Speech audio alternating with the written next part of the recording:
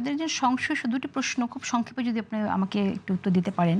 একজন সংসদ সদস্যকে আপনারা শোকজ করেছেন শৃঙ্খলা ভঙ্গ অনৈতিক কর্মকাণ্ডে জড়িত থাকার অভিযোগ।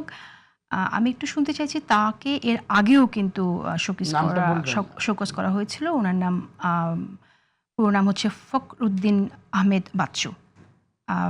আমি ভালুকা আসনের সংসদ সদস্য তিনি। এর আগেও তাকে ভালুকা শিল্প প্রতিষ্ঠান দখলের অভিযোগে তাকে বোধহয় বহিষ্কার করা হয়েছিল এবং 2 বছর আগে সেটা অভিযোগ প্রত্যাখ্যান করা হলো। আপনারা এবার শোকজ করলেন, আপনি কি ডিটেইলে জানেন যে আসলে এবার শোকজ করা হলো? এতটুকু জানি যে তারেক রহমানের কাছে একটা ন্যায়ভিত্তিক একটা রাষ্ট্র উনি চান। ওনার যে চাওয়া পাওয়া এবং ওনার যে নীতিমালা এবং নৈতিকতার মধ্যে আমি কামরুজ্জামান রতন যদি কখনো যদি ওনার চিন্তার ওনার ভাবনার বাইরে যদি যেটা করি যেটা দলের মানে সুনাম ক্ষুণ্ণ হবে এবং দল যেখানে ছোট হবে সেখানে উনি কাউকে ছাড় দেবেন না।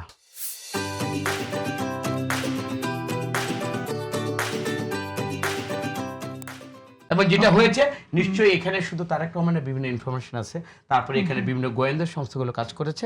আমার মনে হয় এইটা যেহেতু শোকজ করার মতো জায়গায় এই বাচ্চা চলে গিয়েছে, মনে হয় এইখানে ফেক বা কত লোকে এটা নিশ্চয়ই তার উত্তরের মধ্যে দিয়েও কিন্তু অনেক কিছু বেরিয়ে আসবে। সে তাকে যখন আত্মপক্ষ সমর্থনের সুযোগ দিয়েছে তখন তাকে ক্লারিফাই বলতে হবে আই ওয়াজ নট ইনভলভ। তাহলে কি এর পরবর্তীতে এরকম শোকজ করলে কেউ দুঃখ প্রকাশ আবেদন করলে তখন আপনারা আরো সিরিয়াসলি দেখবেন, হয়তো সেই দুঃখ প্রকাশ অ্যাকসেপ্টেড নাও হতে পারে ব্যাপারটা না, তাকে উনি ক্ষমা করবেন না ক্ষমার যোগ্য কিনা।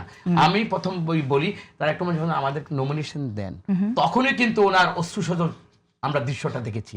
সুতরাং ওনার চোখের পানি ম্যাডামকে এই চলে যাওয়া গণতন্ত্রের জন্য স্যাক্রিফাইসের পরে আমার আর কোনো এক্সকিউজ তারেক রহমান আমি ব্যক্তিগত ওনাকে বলছি অন এয়ারে বলতেছি ওনার ক্ষমা করা উচিত না। ওকে, আচ্ছা, আরেকটি প্রশ্ন সেটা হচ্ছে এর আগে তিনি কাসিনো এটা বিএনপি রিলেটেড বলে আপনার কাছে জানতে চাচ্ছি। কাসিনো শামীম বলে পরিচিত ছিলেন, তাকে যুবলীগ নেতা জি কে শামীম তিনি এখন বলছেন ছাত্রদল করাই ছিল অপরাধ, কাসিনো কি জিনিস জানি না। এখন কি মানে যুবলীগের অপরাধীরাও ছাত্র দলের নেতা হয়ে যাচ্ছেন কিনা? মানে কাসিনো এই ফেসবুকের যুগে বিশ্বাস করেন, ধরেন আমি বিভিন্ন প্রোগ্রামে যাই না, ঘাড়ের পিছনে জীবনে দেখি নাই পিছনে দাঁড়িয়ে একটা সেলফি। এখন যদি সে যদি অপকর্ম বা চুরি ডাকাতি করে ধরা পড়ে, এখন যদি বলেন সে তো আপনার বিএনপি এই দেখেন আপনার সাথে ছবি, এইটা মির্জা ফখরুল তারেক রহমান এটা প্রোটেক্ট করতে পারেন না। তো হু এম আই? আমার মনে হয় এই ধরনের এই যে কিছু শামীম আমার জীবদ্দশা ছাত্রদল করেছে বা এই নামটা যেহেতু বিখ্যাত হয়েছে, এই নামটা জাতীয় ছাত্রদলের ওই নাম ব্যবহার করে ওইরকম ফেসবুকে হইতে পারে। কোনোদিন ওই কলমধারী বা কোনো সংগঠনের কাঠামোতে সে ছিল আমার একটু জানা নেই।